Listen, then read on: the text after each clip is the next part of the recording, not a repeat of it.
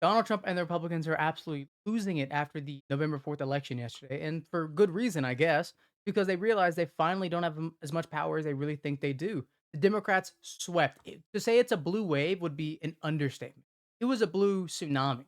You remember the 2004 Indonesian tsunami? That was the worst ever. This was as big as that, and it was an off-year election. So Donald Trump took the stage after Mamdani won, after Spanberger won governors in Virginia, after New Jersey went supermajority blue, after Virginia actually swept everything blue, Pennsylvania went totally blue again. Georgia had their first state level elections where Democrats won and two of them won, and then Prop 50 passed in only 1 minute. He went on stage and basically said, we need to end the filibuster. We need to pass everything Republicans can before the Democrats take the House and the Senate, because they'll take both. We need to make sure there is no mail-ins, voter ID laws, and other restrictions to allow people to have an easy access to vote that isn't paid. It's time for Republicans to do what they have to do, and that's terminate the filibuster. It's the only way you can do it. And if you don't terminate the filibuster, you'll be in bad shape. We won't pass any legislation. There'll be no legislation passed for 3.25. We have 3.25 years, so that's a long time. But when they can't do an extension, and John, I think they've done an extension every single time they've ever been asked forever. This is the first time they haven't done an extension. Extensions are supposed to be easy, but if they won't do an extension, they won't do any bill, even a simple bill. And we should do our own bills. We should get out. We should do our own bills. We should open up. We should start tonight with the country's open. Congratulations. Then we should pass voter ID. We should pass no mail-in voting. We should pass all the things that we want to pass, make our elections secure and safe, because California is a disaster. Many of the states are disasters. But can you imagine when they vote almost unanimously against voter ID? All we want is voter ID. You go to a grocery store, you have to give ID. You go to a gas station, you give ID. But for voting, they want no voter ID. That's only for one reason, because they cheat. We would pass that in 15 minutes.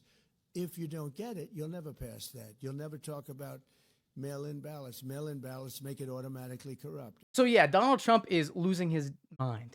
He is absolutely upset. He is pissed. He announced very publicly that this election did not go how we needed it to go. And yeah, obviously it didn't. Your policies aren't popular. You're not popular. You've let the government say shut down now for a record 36 days. Of course, you're not going to win any elections. When over 1 million people have lost their jobs in less than your first year, you're not going to win any elections, man. But that's where the funny kind of ends, because now we're going down two split roads of futures that this country can really go on. Basically, we have one road where Trump leans super far into authoritarianism, trying to take all the power he possibly can all at once, just to make sure he can never lose power, the Republicans can never lose power. And that would kind of be a game over situation for everyone in the country, everyone who doesn't agree with him, including me making this video. It could be game over here. But that's almost an unlikely situation at this point, because even Supreme Court is buckling to the voters' power. After they saw how blue every election turned out, even they were starting to lean away from dick riding Trump. The greatest example I can give you is they're going to make a ruling soon on sweeping tariffs that Donald Trump wants to enact. And apparently, especially after hearing the election results yesterday, they're iffy on if they even want Trump to have that power, or if Trump even has that power. Where if you asked a week or even 2 weeks ago, oh my God, they would have said yes, he has that sweeping authoritative power to do any form of tariffs he wants on any country at any time. He doesn't. By the way, if you're not surprised, he doesn't have that power. Now, the second and more realistic option and path they're going down is, now that the Democrats have officially swept everything, every election they possibly could have swept yesterday, they swept it. Now that that's happened, the Republicans, not necessarily Trump, but the Republicans in Congress, like the House and the Senate and the Supreme Court, are going to have to eventually realize, while they own everything, they own all of Congress, they own judicial, legislative, executive. While Republicans own that, they don't have it, if you know what I mean. The voters have said, we don't want Republicans. In overwhelming fashion, they voted against Republicans. So now it's kind of proof that Republicans are going to be on the defense. While being in charge, they're going to be on the defensive side of the ball, because they have to be. They're probably going to have to reopen the government and concede a lot of what Democrats want to reopen the government here. Because if they don't, the voters, the people of America, who are usually never tuned into this stuff, They are hyper focused on everything the Republicans being plastered everywhere in front of them. They own the government basically, and they can't do anything. And in 2026, when the midterms come around, not be surprised. This not just a blue tsunami anymore. It's more of a blue wave, and the midterms is a blue massacre because I don't see many cases where the Democrats do not take everything. And that's probably the more likely event where the Democrats have so much influential power because the voters will vote for them. The Republicans have to concede and just basically bend the knee to what anything a Democrat wants, kind of picking off Trump even more and taking away more power that he wants to enact on his own. And now, if the Democrats do win in 2026, the first step they should obviously be taking is to remove everyone out of office. Trump, JD Vance, Stephen Miller, Elon, if he's still there at any point. I mean, I'm not going to name everyone. Pete Hegseth, I'll name him. I'm not going to name everyone. But they should all be kicked out and a lot of them be investigated and jailed for their blatant violations of the Constitution and, international law. But there is one more thing that they'll have to do, and that is root out bad Democrats. There's bad Republicans and bad Democrats on both sides. If you are a Republican, you know a few bad Republicans. And if you're a Democrat, you know a few bad Democrats.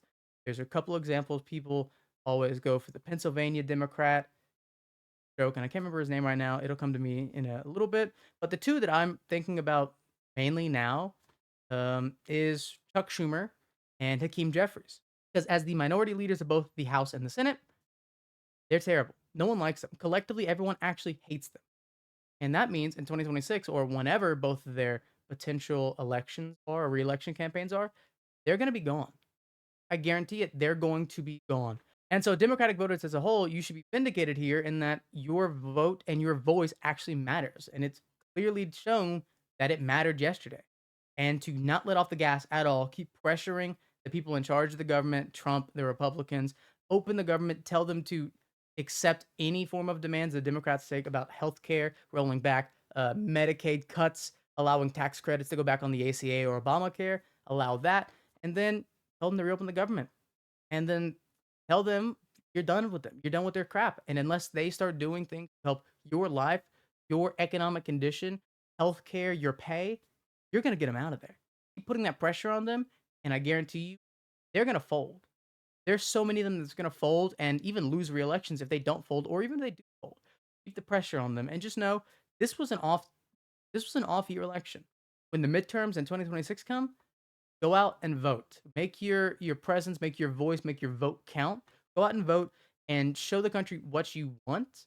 Show them that you won't take the authoritarianism, you won't take the blatant violation of the Constitution.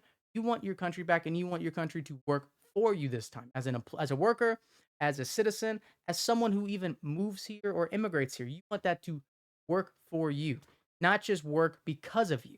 So in the midterms and in the 2028 election, make sure your voice is heard, your vote is heard, and just go out and do this again. That's all it is. Anyways, that's it for this video. If you guys enjoyed the video, subscribe down below. I'll see you guys in the next one. Bye bye.